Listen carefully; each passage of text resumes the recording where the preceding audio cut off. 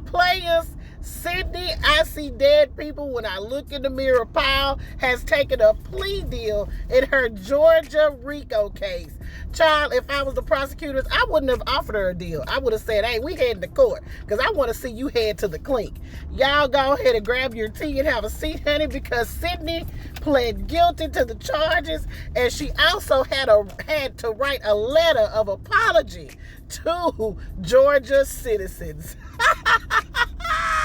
So this morning, Sidney, I see dead people when I look in the mirror, Powell has pled guilty in case of efforts to overturn Frumpy Dump's Georgia loss, and she has gotten probation. Now, initially, I see dead people when I look in the mirror was charged with violating the state's anti-racketeering law, but she entered a plea just a day before jury selection was set as the start of her trial. She pled guilty to 6 misdemeanors, accusing her of conspiring to intentionally interfere with the performance of election duties. As a part of the deal, she will serve 6 years of probation and will be fined $6,000 and will also have to write a letter of apology to the Georgia residents. She also agreed to testify fully against the co-defendants in future trials. So again, her initial charges included violating Georgia's racketeering law and conspiracy to commit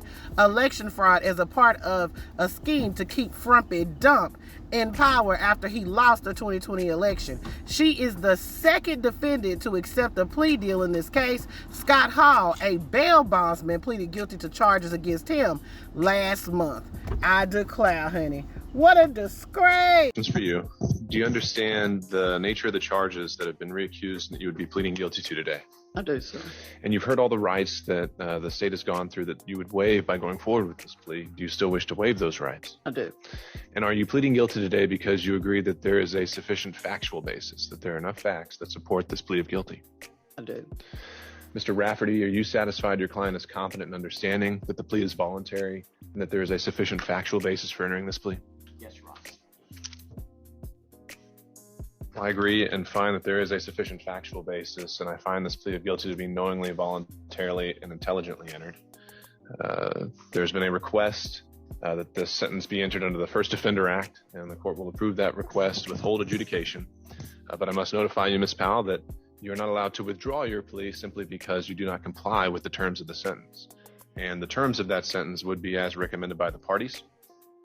On count 1, conspiracy to commit intentional interference with the performance of election duties, the sentence would be 12 months probation. And counts 2 through 6 would also be 12 months probation consecutive to each other and to count 1 for a total term of essentially 6 years probation, but we're going to translate that into months for the sentence sheet. Special conditions would include a $6,000 fine with $1,000 for each count. Restitution to be paid in the amount of $2,700 to the Georgia Secretary of State's office.